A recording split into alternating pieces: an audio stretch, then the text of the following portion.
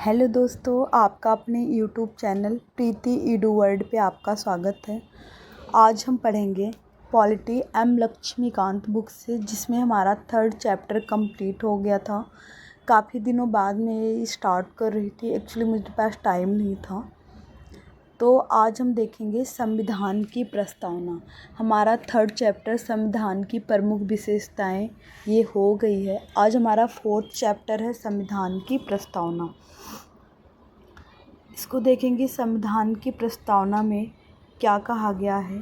सर्वप्रथम अमेरिकी संविधान में प्रस्तावना को सम्मिलित किया गया था, यानी जो प्रस्तावना है वो सर्वप्रथम अमेरिकी संविधान में प्रस्तावना को सम्मिलित किया गया था।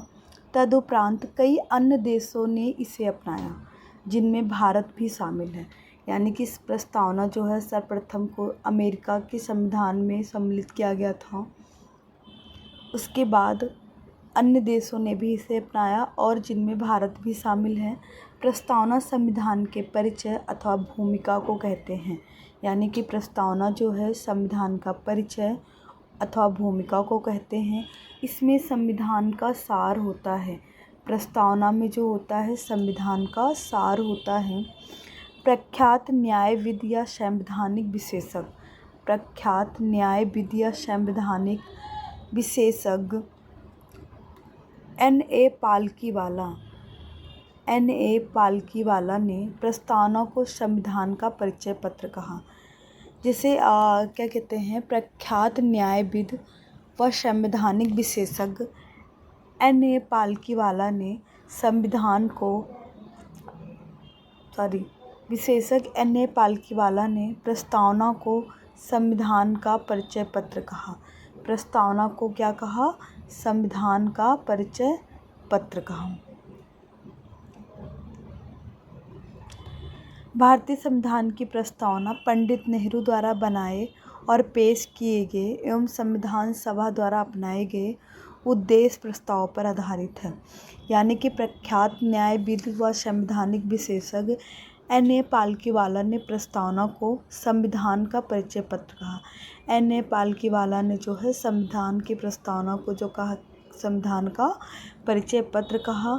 और भारतीय संविधान की जो प्रस्तावना है पंडित नेहरू द्वारा बनाए गए और पेश किए गए संविधान सभा द्वारा अपनाए गए उद्देश्य प्रस्ताव पर आधारित है। इसे 42वें संविधान संशोधन अधिनियम 1976 द्वारा संशोधित किया गया। यानी प्रस्तावना को 42वें संविधान संशोधन अधिनियम 1976 द्वारा संशोधित किया गया।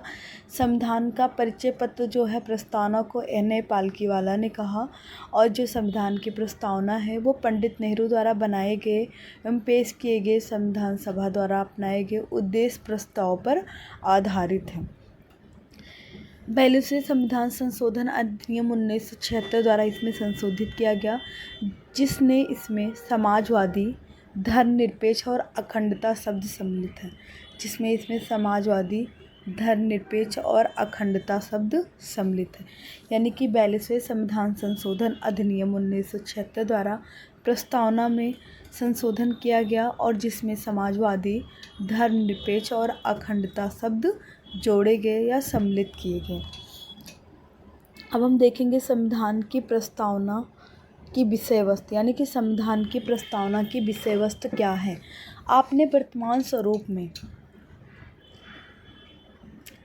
संविधान की प्रस्तावना की विषय वस्तु, आपने वर्तमान स्वरूप में प्रस्तावना को इस प्रकार पढ़ा जाता है। हम भारत के लोग भारत को एक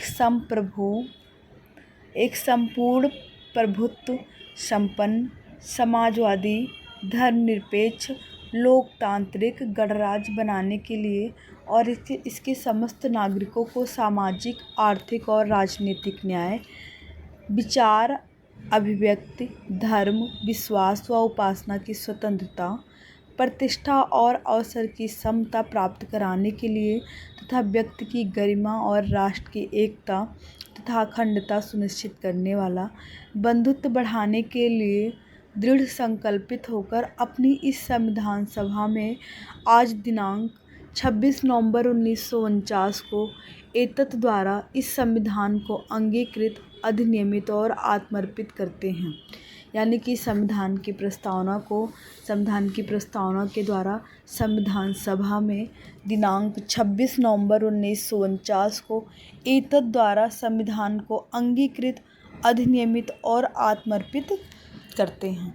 अब हम देखेंगे प्रस्तावना के तत्व, यानी कि प्रस्तावना में कौन कौन से तत्व हैं, जैसे उसके अधिकार स्रोत, सामाजिक, आर्थिक, राजनीतिक न्याय, इस सब के बारे में हम पढ़ेंगे। प्रस्तावना के तत्व, प्रस्तावना में जो है 4 तत्व जो है मूल हैं। प्रस्तावना के जो तत्व हैं उनमें 4 मूल तत्व हैं। पहला हमारा है संविधान के अधिकार का स्रोत। संविधान के अधिकार का स्रोत। प्रस्तावना कहती है कि संविधान भारत के लोगों से शक्ति अधिग्रहित करता है। संविधान के अधिकार का जो स्रोत है, इसमें कहती है प्रस्तावना कि संविधान भारत के लोगों से शक्ति अधिग्रहित करता है। दूसरा है भारत की प्रकृति, यानी जो प्रस्तावना के तत्व है 4 मूल तत्व हैं। पहला है संविधान के अधिकार स्रोत। दूसरा है भारत की प्रकृति। यह घोषणा करती है भारत की प्रकृति यह घोषणा करती है कि भारत एक संप्रभु, समाजवादी, धर्मनिरपेक्ष, लोकतांत्रिक व गणतांत्रिक राज्य व्यवस्था वाला देश है। भारत की प्रकृति में प्रस्तावना यह घोषणा करती है कि भारत एक संप्रभु, समाजवादी, धर्मनिरपेक्ष, लोकतांत्रिक एवं गणतांत्रिक राज्य व्यवस्था वाला देश है। थर्ड हम देखेंगे संविधान के उद्देश्य। इसके अनुसार न्याय, स्वतंत्रता, समानता व बंधुत्व संविधान के उद्देश्य हैं। उद्देश्य में देखेंगे संविधान के उद्देश्य में इसके अनुसार न्याय, स्वतंत्रता, समता व बंधुत्व संविधान के उद्देश्य हैं। फोर्थ हमारा है संविधान लागू होने की तिथि। यह 26 नवंबर 1949 की तिथि उल्लेखित करते हैं। लागू होने की तिथि 26 नवंबर 1949 को उल्लेखित करते हैं। संविधान की प्रस्तावना में 4 तत्व हैं। पहला है संविधान के अधिकार का स्रोत, दूसरा है भारत की प्रकृति, तीसरा है संविधान के उद्देश्य, चौथा है संविधान लागू होने की तिथि जो 26 नवंबर 1949 है। अब देखेंगे प्रस्तावना में मुख्य शब्द क्या क्या हैं और इसके क्या क्या अर्थ निकलते हैं। प्रस्तावना के मुख्य शब्द में देखेंगे, प्रस्तावना में कुछ मुख्य शब्दों का उल्लेख किया गया है। ये शब्द हैं संप्रभुता, समाजवादी, धर्मनिरपेक्ष, लोकतांत्रिक, गणराज्य, न्याय, स्वतंत्रता, समता व बंधुत्व। इनका विस्तार से उल्लेख नीचे किया गया है। पहला हमारा है संप्रभुता। देखेंगे संप्रभुता क्या है। संप्रभुता शब्द का आशय है कि भारत ना तो किसी अन्य देश पर निर्भर है और ना ही किसी अन्य देश का डोमिनियन है। यानी संप्रभुता का आशय है कि भारत ना तो किसी अन्य देश पर निर्भर है और ना ही किसी अन्य देश का डोमिनियन है, अधिराज्य है या एक पूर्ण स्वतंत्र राज्य है। इसके ऊपर और कोई शक्ति नहीं है और यह अपने मामलों, आंतरिक अथवा बाहरी का निस्तारण करने के लिए स्वतंत्र है। संप्रभुता का आशय यह है कि भारत जो है किसी देश पर निर्भर नहीं है, यह डोमिनियन नहीं है, यह स्वतंत्र पूर्ण राज्य है। इसके ऊपर जो कोई शक्ति बाहरी या आंतरिक हो, इसका निस्तारण, विस्तारण ये स्वतंत्र है इसको करने के लिए। यद्यपि वर्ष 1949 में भारत ने राष्ट्रमंडल की सदस्यता स्वीकार करते हुए ब्रिटेन को इसका प्रमुख माना। यद्यपि 1949 में भारत ने राष्ट्रमंडल की सदस्यता स्वीकार करते हुए ब्रिटेन को इसका प्रमुख माना, तथापि संविधान से अलग यह घोषणा किसी भी तरह से भारतीय संप्रभुता को प्रभावित नहीं करती। इस प्रकार संविधान की संयुक्त राष्ट्र में सदस्यता उसकी संप्रभुता को किसी मायने में सीमित नहीं करती। एक संप्रभु राज्य होने के नाते भारत किसी विदेशी सीमा अधिग्रहण अथवा किसी अन्य देश के पक्ष में अपनी सीमा के किसी हिस्से से दावा छोड़ सकता है। एक संप्रभु राज्य होने के नाते भारत किसी विदेशी सीमा अधिग्रहण अथवा किसी अन्य देश के पक्ष में अपनी सीमा के किसी हिस्से से दावा छोड़ सकता है। सेकंड हमारा है समाजवादी। वर्ष 1976 के 42वें संविधान संशोधन से पहले भी भारत के संविधान में नीति निर्देशक सिद्धांतों के रूप में समाजवादी के लक्षण मौजूद थे। वर्ष 1976 में 42वें संविधान संशोधन से पहले भी भारत के नीति निर्देशक तत्व में समाजवादी लक्षण मौजूद थे। दूसरे शब्दों में जो बात पहले संविधान में अंतर्निहित थी उसे स्पष्ट रूप से जोड़ दिया गया और फिर कांग्रेस पार्टी ने समाजवादी स्वरूप को स्थापित करने के लिए 1955 में आवाड़ी सत्र में एक प्रस्ताव पारित कर उसके अनुसार कार्य किया। यह बात ध्यान देने योग्य है कि भारतीय समाजवादी लोकतांत्रिक समाजवाद है, न कि साम्यवादी समाजवाद। लोकतांत्रिक समाजवाद है, न कि साम्यवादी समाजवाद, जिसे राजश्रित समाजवाद भी कहा जाता है, जिसमें उत्पादन और वितरण के सभी साधनों का राष्ट्रीयकरण और निजी संपत्ति का उन्मूलन शामिल है। लोकतांत्रिक समाजवाद मिश्रित अर्थव्यवस्था में आस्था रखता है, जहां सार्वजनिक व निजी क्षेत्र साथ साथ मौजूद रहते हैं। जैसे कि सर्वोच्च न्यायालय कहता है, लोकतांत्रिक समाजवाद का उद्देश्य गरीबी, उपेक्षा, बीमारी व अवसर की असमानता को समाप्त करना है। भारतीय समाजवाद मार्क्सवाद और गांधीवाद का मिलाजुला रूप है, जिसमें गांधीवादी समाज की ओर ज़्यादा झुकाव है। उदारीकरण, निजीकरण एवं वैश्वीकरण की नई आर्थिक नीति 1991 ने हालांकि भारत के समाजवादी प्रतिरूप को थोड़ा लचीला बताया। यानी कि भारत जो समाजवाद शब्द है वो 42वें संविधान संशोधन 1976 द्वारा जोड़ा गया है। थर्ड हमारा है धर्मनिरपेक्ष। धर्मनिरपेक्ष शब्द को 42वें संविधान संशोधन अधिनियम 1976 द्वारा जोड़ा गया। जैसा कि उच्चतम न्यायालय ने भी 1974 में कहा, यद्यपि धर्मनिरपेक्ष राज्य शब्द का स्पष्ट रूप से संविधान में उल्लेख नहीं किया गया था, तथापि इसमें कोई संदेह नहीं है कि संविधान के निर्माता ऐसे ही राज्य की स्थापना करना चाहते थे। इसलिए संविधान में अनुच्छेद 25 से 28 धार्मिक स्वतंत्रता का अधिकार जोड़े गए।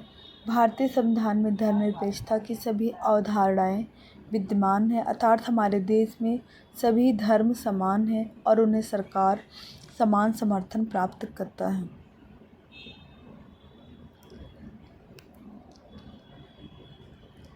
फोर्थ हमारा है कि लोकतांत्रिक क्या है। संविधान की प्रस्तावना में लोकतांत्रिक राज्य व्यवस्था की परिकल्पना की गई है। यह प्रचलित संप्रभुता के सिद्धांत पर आधारित है, अर्थात सर्वोच्च शक्ति जनता के हाथ में है। लोकतंत्र दो प्रकार का होता है, पहला प्रत्यक्ष और अप्रत्यक्ष। प्रत्यक्ष लोकतंत्र में लोग अपनी शक्ति का इस्तेमाल प्रत्यक्ष रूप से करते हैं, जिसमें स्विट्जरलैंड में प्रत्यक्ष लोकतंत्र के 4 मुख्य औजार हैं। इनके नाम है परिप्रेक्षा, पहल, प्रत्यावर्तन या प्रत्याशी को वापस बुलाना तथा जनमत संग्रह। दूसरी ओर अप्रत्यक्ष लोकतंत्र में लोगों द्वारा चुने गए प्रतिनिधि सर्वोच्च शक्ति का इस्तेमाल करते हैं और सरकार चलाते हुए कानूनों का निर्माण करते हैं। इस प्रकार के लोकतंत्र को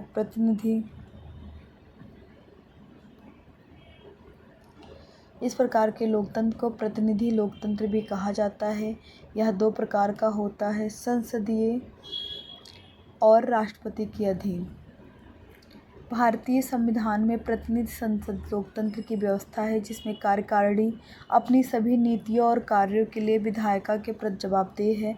वयस्क मताधिकार, सामयिक चुनाव, कानून की सर्वोच्चता, न्यायपालिका की स्वतंत्रता व भेदभाव का अभाव भारतीय राज्य व्यवस्था के लोकतांत्रिक लक्षण के स्वरूप।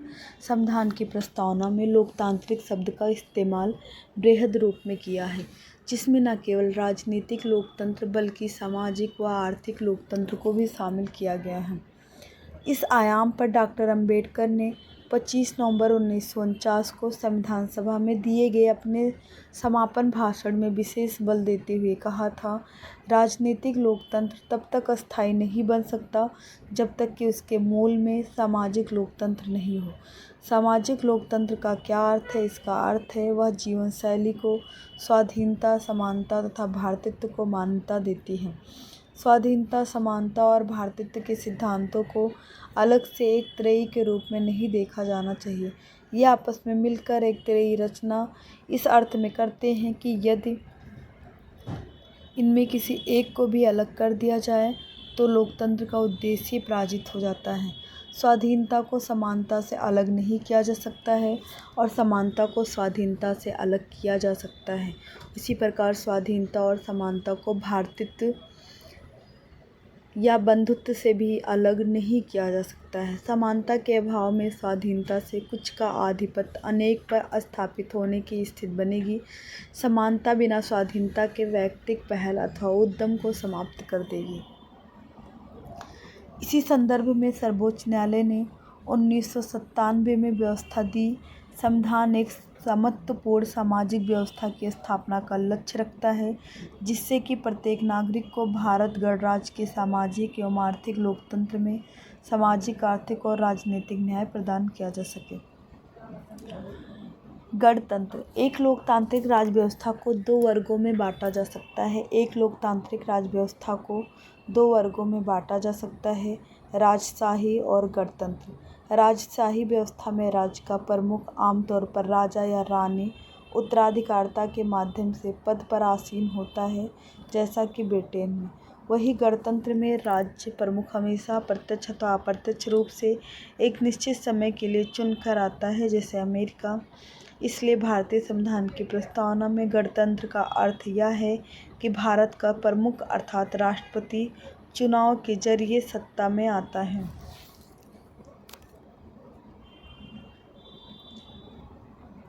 और उसका चुनाव 5 वर्ष के लिए अप्रत्यक्ष रूप से किया जाता है। गणतंत्र के अर्थ में दो और बातें शामिल हैं। पहली यह है कि राजनीतिक संप्रभुता किसी एक व्यक्ति जैसे राजा के हाथ में होने के बजाय लोगों के हाथों में होती है। दूसरी, किसी भी विशेषाधिकार प्राप्त वर्ग की अनुपस्थिति। इसलिए हर सार्वजनिक कार्यालय बगैर किसी भेदभाव के प्रत्येक नागरिक के लिए खुला होगा। छठा हमारा है न्याय। क्या है? प्रस्तावना में न्याय तीन भिन्न रूपों में शामिल है। प्रस्तावना में जो न्याय होता है वो 3 भिन्न रूपों में शामिल है: सामाजिक न्याय, आर्थिक न्याय और राजनीतिक न्याय। वो 3 न्याय हैं: सामाजिक, आर्थिक और राजनीतिक। इनकी सुरक्षा मौलिक अधिकार व नीति निर्देशक सिद्धांतों के विभिन्न उपबंधों के जरिए किया जाता है। सामाजिक न्याय का अर्थ है हर व्यक्ति के साथ जाति, रंग, धर्म, लिंग के आधार पर बिना भेदभाव किए समान व्यवहार करना। इसका मतलब है समाज में किसी वर्ग विशेष के लिए विशेषाधिकारों की अनुपस्थिति और अनुसूचित जाति, जनजाति, अनपिछड़ा वर्ग तथा महिलाओं की स्थिति में सुधार है। आर्थिक न्याय का अर्थ है कि आर्थिक कारणों के आधार पर किसी भी व्यक्ति से भेदभाव नहीं किया जाएगा। इसमें संपदा, आय व संपत्ति की समानता दूर करना भी शामिल है। सामाजिक न्याय और आर्थिक न्याय का मिला जुला रूप अनुपाती न्याय को परिलक्षित करता है। सामाजिक न्याय और आर्थिक न्याय का मिला जुला रूप अनुपाती न्याय को परिलक्षित करता है। राजनीतिक न्याय का अर्थ है कि हर व्यक्ति को समान राजनीतिक अधिकार प्राप्त होंगे, चाहे वो राजनीतिक दफ्तरों में प्रवेश की बात हो अथवा अपनी बात सरकार तक पहुंचाने का अधिकार। सामाजिक, आर्थिक और राजनीतिक न्याय के इन तत्वों को 1917 की रूसी क्रांति से लिया गया था। यानी जो सामाजिक न्याय है, सामाजिक, आर्थिक और राजनीतिक न्याय है, वो रूसी क्रांति के 1917 से लिया गया है। यानी कि प्रस्तावना में 3 न्याय का उल्लेख किया गया है: सामाजिक न्याय, आर्थिक न्याय और राजनीतिक न्याय। 7 हमारा देखेंगे स्वतंत्रता। स्वतंत्रता का अर्थ है लोगों की गतिविधियों पर स्वतंत्रता का अर्थ है लोगों की गतिविधियों पर किसी प्रकार की रोक टोक की अनुपस्थिति तथा साथ ही व्यक्ति के विकास के लिए अवसर प्रदान करना। स्वतंत्रता का अर्थ है लोगों की गतिविधियों पर किसी प्रकार की रोक टोक की अनुपस्थिति तथा साथ ही व्यक्ति के विकास के अवसर प्रदान करना। प्रस्तावना हर व्यक्ति के लिए मौलिक अधिकारों के जरिए अभिव्यक्ति, विश्वास, धर्म और उपासना की स्वतंत्रता सुरक्षित करती है। इनके हनन के मामले में कानून का दरवाज़ा खटखटाया जाता है। जैसा कि प्रस्तावना में कहा गया है कि भारतीय लोकतांत्रिक व्यवस्था को सफलतापूर्वक चलाने के लिए स्वतंत्रता परम आवश्यक है। हालांकि स्वतंत्रता का अभिप्राय यह नहीं है कि हर व्यक्ति को कुछ भी करने का लाइसेंस मिल गया हो। स्वतंत्रता के अधिकार का इस्तेमाल संविधान में लिखी सीमाओं के भीतर ही किया जा सकता है। स्वतंत्रता के अधिकार का इस्तेमाल संविधान में लिखी सीमाओं के भीतर किया जा सकता है।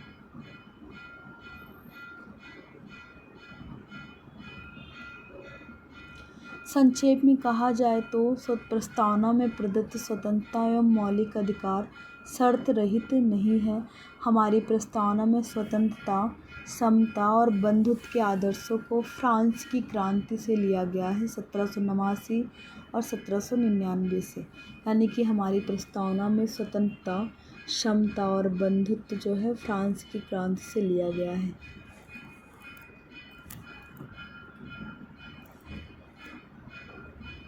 देखेंगे समता का अर्थ है समाज के किसी भी वर्ग के लिए विशेषाधिकारों की अनुपस्थिति और बिना किसी भेदभाव के हर व्यक्ति को समान अवसर प्रदान करने के उपबंध। भारतीय संविधान की प्रस्तावना हर नागरिक को स्थिति और अवसर की समता प्रदान करती है। इस उपबंध में समता के 3 आयाम शामिल हैं: नागरिक, राजनीतिक व आर्थिक। मौलिक अधिकारों पर निम्न प्रावधान नागरिक समता को सुनिश्चित करता है।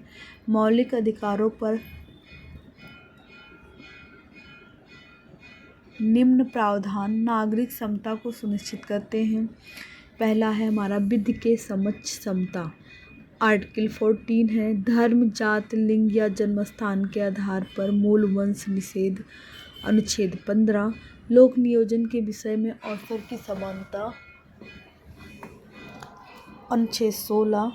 अस्पृश्यता का अंत, अनुच्छेद 17। उपाधियों का अंत, अनुच्छेद 18। संविधान में 2 ऐसे उपबंध हैं जो राजनीतिक समता को सुनिश्चित करते प्रतीत होते हैं। प्रथम है कि धर्म, जाति, लिंग अथवा वर्ग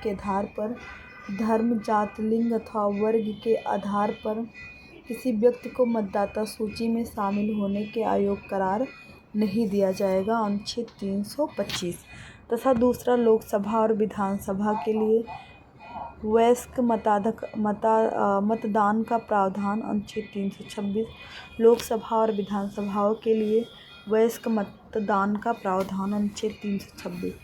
राज्य के नीति निर्देशक सिद्धांत, अनुच्छेद 39।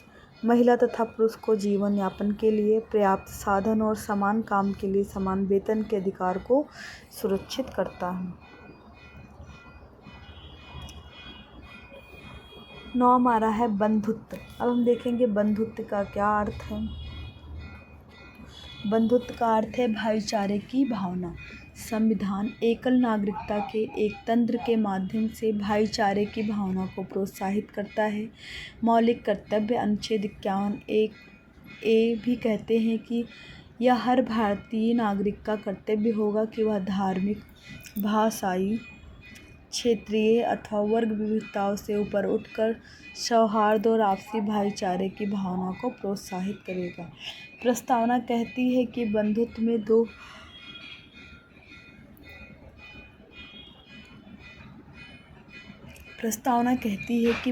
में 2 बातों को सुनिश्चित करना होगा। पहला व्यक्ति का सम्मान और दूसरा देश की एकता और अखंडता। अखंडता शब्द 42वें संविधान संशोधन अधिनियम 1976 द्वारा जोड़े गए।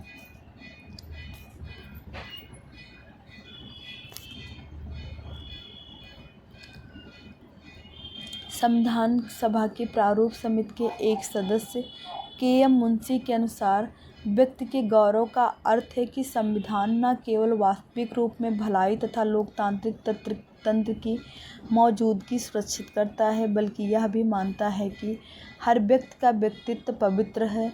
इस पर किसी व्यक्ति के गौरव को सुनिश्चित करने वाले मौलिक अधिकार और नीति निर्देशक तत्व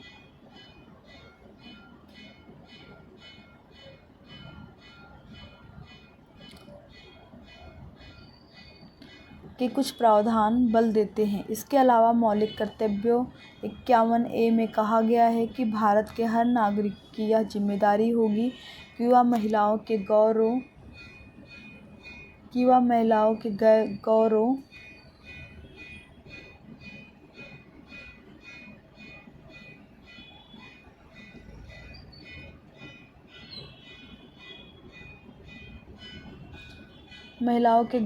को ठेस पहुंचाने वाली किसी भी हरकत का त्याग करे और भारत की संप्रभुता, एकता और अखंडता की रक्षा करे।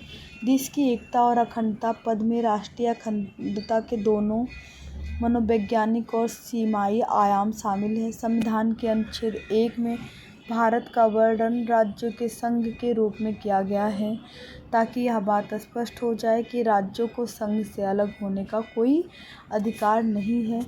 इससे भारतीय संघ की बदली न जा सकने वाली प्रकृति का परिलक्षण होता है। इसका उद्देश्य राष्ट्रीय अखंडता के लिए बाधक सांप्रदायिकता, क्षेत्रवाद, जातिवाद, भाषावाद इत्यादि जैसी बाधाओं पर पार पाना है।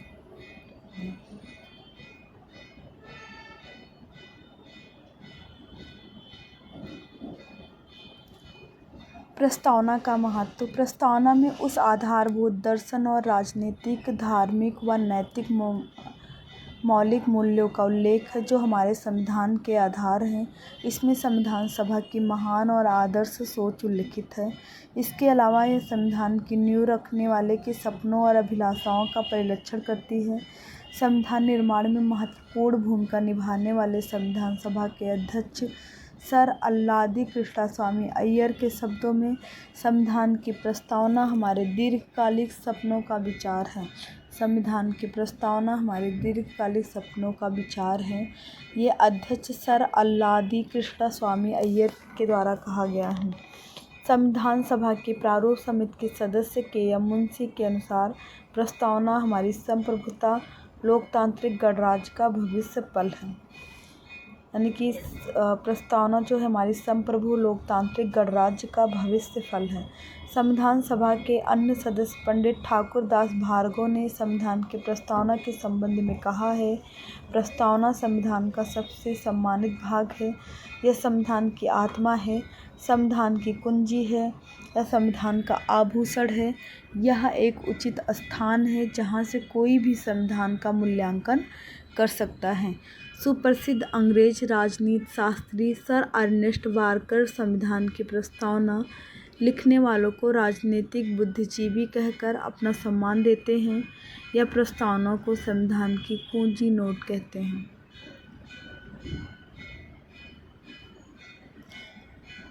वह प्रस्तावना के पाठ से इतने प्रभावित थे कि उन्होंने अपनी प्रसिद्ध पुस्तक principles of social and political theory 1951 की शुरुआत में इसका उल्लेख किया है। भारत के पूर्व मुख्य न्यायाधीश M. हिदायतुल्लाह मानते हैं, प्रस्तावना अमेरिका की स्वतंत्रता का घोषणा के समान है, लेकिन यह घोषणा जो है यह एक घोषणा से भी ज़्यादा है। यह हमारे संविधान की आत्मा है, जिसमें हमारे राजनीतिक समाज के तौर तरीक़े को दर्शाया गया है। इसमें गंभीर संकल्प शामिल है जिन्हें एक क्रांति ही परिवर्तित कर सकती है।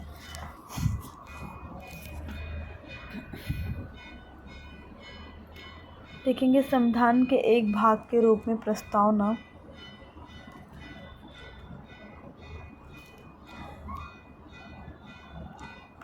को लेकर एक विवाद रहता है कि क्या संविधान का एक भाग है या नहीं है। बेरुवाड़ी संघ मामले 1960 में उच्चतम न्यायालय ने कहा कि प्रस्तावना संविधान में निहित समान प्रयोजनों को दर्शाती है। और इसलिए संविधान निर्माताओं के मस्तिष्क के लिए एक कुंजी है। इसके अतिरिक्त कुछ अनुच्छेद में प्रयोग की गई व्यवस्थाओं के अनेक अर्थ निकलते हैं। इस व्यवस्था के उद्देश्य को प्रस्तावना में शामिल किया गया है। प्रस्तावना की विशेषता को स्वीकारने के लिए इस उद्देश्य के बारे में व्याख्या करते हुए उच्चतम न्यायालय ने कहा कि प्रस्तावना संविधान का भाग नहीं है। केशवानंद भारती बनाम मामले 1973। उच्चतम न्यायालय ने पूर्व की व्याख्या को अस्वीकार कर दिया और यह व्यवस्था दी कि प्रस्तावना संविधान का एक भाग है। यह महसूस किया गया कि प्रस्तावना संविधान का अति महत्वपूर्ण हिस्सा है और संविधान की प्रस्तावना में उल्लिखित महान विचारों को ध्यान में रखकर संविधान का अध्ययन किया जाना चाहिए। LIC ऑफ इंडिया मामले 1995 में भी पुनः उच्चतम न्यायालय ने व्यवस्था दी कि प्रस्तावना संविधान का आंतरिक हिस्सा है।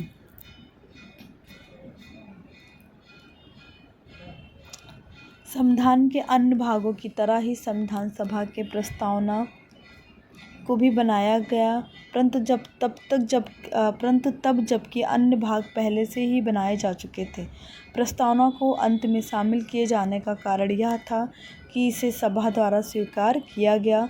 जब प्रस्तावना पर मत व्यक्त किया जाने लगा तो संविधान सभा के अध्यक्ष ने कहा, प्रश्न यह है कि प्रस्तावना संविधान का भाग है। इस प्रस्तावना को तब स्वीकार कर लिया गया, लेकिन उच्चतम न्यायालय द्वारा सर्वप्रथम मत दिए जाने के बाद कि प्रस्तावना संविधान का भाग है, यह संविधान के जनकों के मत से साम्यता रखता है। इसके 2 तथ्य उल्लिखित है। प्रस्तावना न तो विधायिका की शक्ति का स्रोत है और न ही उनकी शक्तियों पर प्रतिबंध लगाने वाला। प्रस्तावना न तो विधायिका की शक्ति का स्रोत है, न ही उनकी शक्तियों पर प्रतिबंध लगाने वाला। यह गैर न्यायिक है, अर्थात इसकी विशेषताओं को न्यायालय में चुनौती नहीं दी जा सकती। यह गैर न्यायिक है, अर्थात इसकी व्यवस्थाओं को न्यायालय में चुनौती नहीं दी जा सकती। प्रस्तावना में संशोधन की संभावना देखेंगे। प्रस्तावना में संशोधन की संभावना की ज़रूरत पड़ी है। क्या प्रस्तावना में संविधान की धारा 368 के तहत संशोधन किया जा सकता है? यह प्रश्न पहली बार ऐतिहासिक केशवानंद भारती मामले 1973 में उठा। यह विचार सामने आया कि इसमें संशोधन नहीं किया जा सकता क्योंकि यह संविधान का भाग नहीं है। याचिकाकर्ता ने कहा कि अनुच्छेद 368 के जरिए संविधान के मूल तत्व व मूल विशेषताओं जो कि प्रस्तावना में उल्लिखित हैं को ध्वस्त करने वाला संशोधन नहीं किया जा सकता। हालांकि उच्चतम न्यायालय ने व्यवस्था दी कि प्रस्तावना संविधान का एक भाग है। न्यायालय ने अपना यह मत बेरोवाड़ी संघ 1960 के तहत दिया और कहा कि पूर्व में इस केस में संदर्भित निर्णय गलत था और कहा कि प्रस्तावना को संशोधित किया जा सकता है बशर्ते मूल विशेषताओं में संशोधन नहीं किया जाए। दूसरे शब्दों में न्यायालय ने व्यवस्था दी कि प्रस्तावना में निहित मूल विशेषताओं को अनुच्छेद 368 के तहत संशोधित नहीं किया जा सकता। न्यायालय ने व्यवस्था दी कि प्रस्तावना में निहित मूल विशेषताओं को अनुच्छेद 368 के तहत संशोधित नहीं किया जा सकता। अब तक प्रस्तावना को केवल एक बार 42वें संविधान संशोधन 1976 के तहत संशोधित किया गया, जिसके जरिए इसमें 3 नए शब्दों को जोड़ा गया। पहला, समाजवादी, धर्मनिरपेक्ष एवं अखंडता। इस संशोधन को वैध ठहराया गया, यानी कि पहली ही प्रस्तावना में केवल अभी तक एक ही संशोधन हुआ है, वो भी 42वें संविधान संशोधन 1976 द्वारा, और 3 नए शब्द जोड़े गए, समाजवादी, धर्मनिरपेक्ष और अखंडता। और जो न्याय थे, सामाजिक न्याय, आर्थिक न्याय और राजनीतिक न्याय, ये रूसी क्रांति 1917 से लिए गए थे, और जो स्वतंत्रता है हमारी, वो फ्रांस की क्रांति से लिया गया है। ये हमारी टिप्पणी दी हुई है नीचे। आज तक का हमारा यहीं तक रहेगा। संविधान की प्रस्तावना हमारा कंप्लीट हो गया है, और घटना चक्र 2026 पॉलिटी ये भी मैं पढ़ा रही हूँ, उसमें भी MCQ प्रस्तावना के हो चुके हैं। तो आप लोगों से रिक्वेस्ट है कि आप लोग प्लेलिस्ट में जाके घटना चक्र से इसकी प्रस्तावना को MCQ से सॉल्व कर लीजिएगा। Thank you class.